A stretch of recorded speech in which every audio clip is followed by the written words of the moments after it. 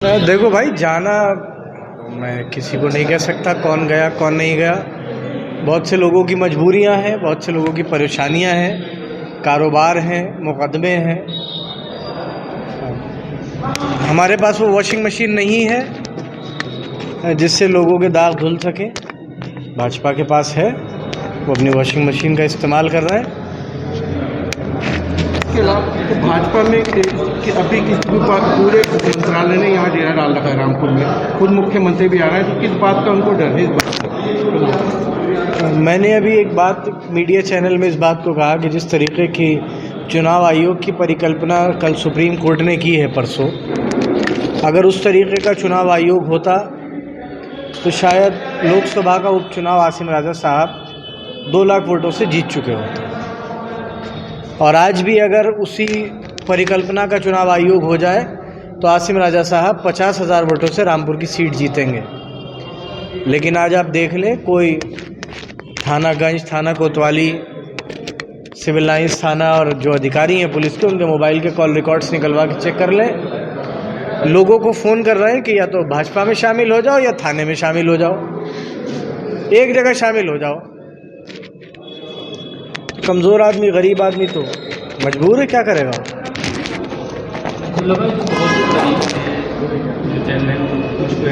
और आपका शामिल, नाराजगी क्या थी आपसे जाने की? अक्सर नाराज़गियाँ मजबूरियों के बाद पैदा होती हैं। जो नाराज़गी है वो मजबूरी के बाद पैदा होती है। तो कहीं ना कहीं कोई मजबूरी रही हुई होगी। यूं ही तो कोई बेवफा नहीं होता। तो मजबूरियां हैं सबकी। मशकूर साहब की भी मजबूरी है भाई।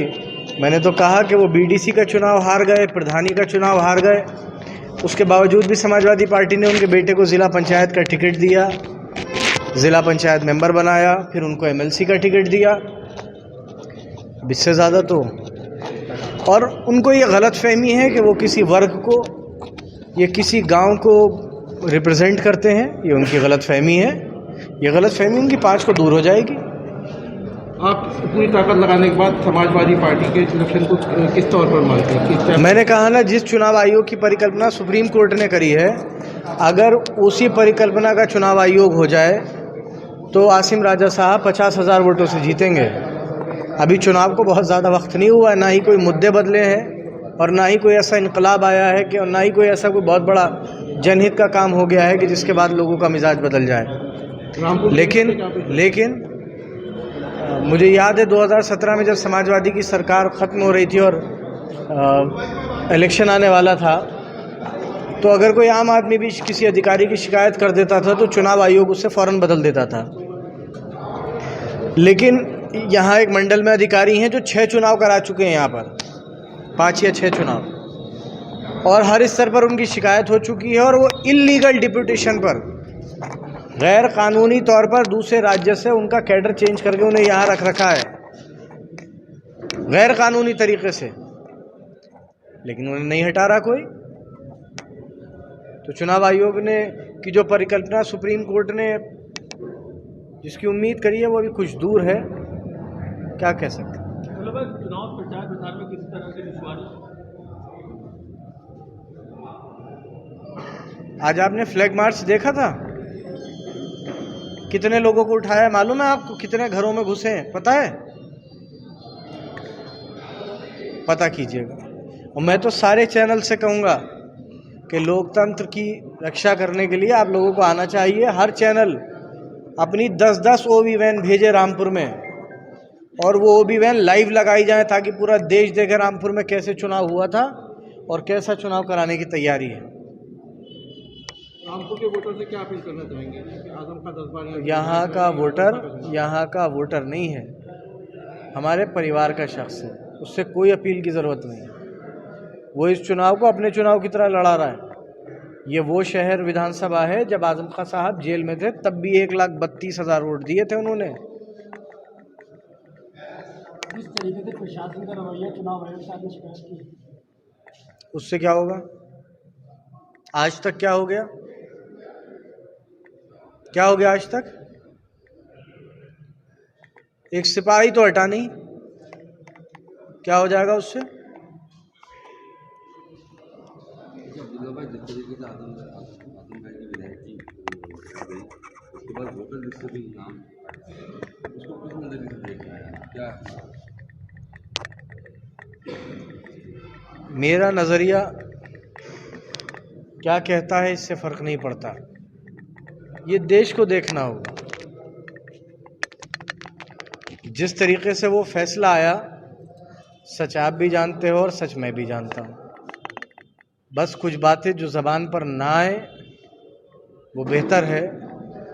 लोगों का इंस्टीट्यूशंस में जितना भरोसा रह गया है वो बचा रहे। और इस बार की विधायकी जाने का जिक्र क्यों कर रहे हो आप? 2019 में जब मेरी मेंबरशिप खारिज की गई थी, मैं कहना नहीं चाहता, मेरे ख्याल से उससे बड़ी नाइंसाफ़ी कोई नहीं हो सकती थी। फैसलों से लोग राज़ी भी होते हैं, रजामंद भी होते हैं, नहीं भी मानते हैं, उनको ये उनका अधिकार है।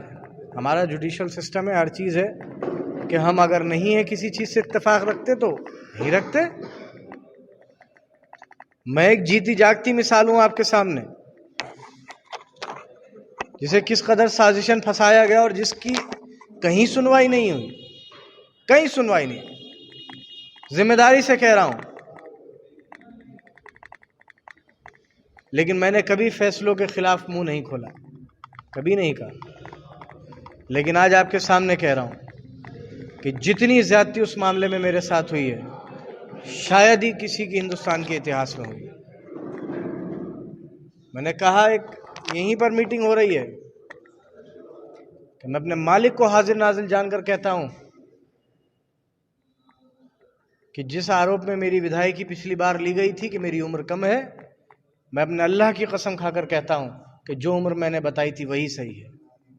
किसने सुनी मेरी? किसने सुनी? कौन सा दस्तावेज मेरा मान लिया? ठीक है, बहुत दुखियारे दिल के हैं, बहुत जुल्म ज़्यादती हुई है हमारे साथ, ठीक है, जैसा है उसमें हम कुछ कर नहीं सकते। कुछ चीज़ों की सच्चाइयाँ हैं, उनको बर्दाश्त करना पड़ेगा। नमस्कार, मैं हूं मानक गुप्ता। अगर आपको हमारा ये वीडियो पसंद आया हो तो इसे लाइक और शेयर जरूर करें, और हां, हमें सब्सक्राइब और फॉलो करना ना भूलें ताकि आप देश और दुनिया की कोई खबर मिस ना करें। तो जुड़े रहिए हमारे साथ और देखते रहिए न्यूज़ 24।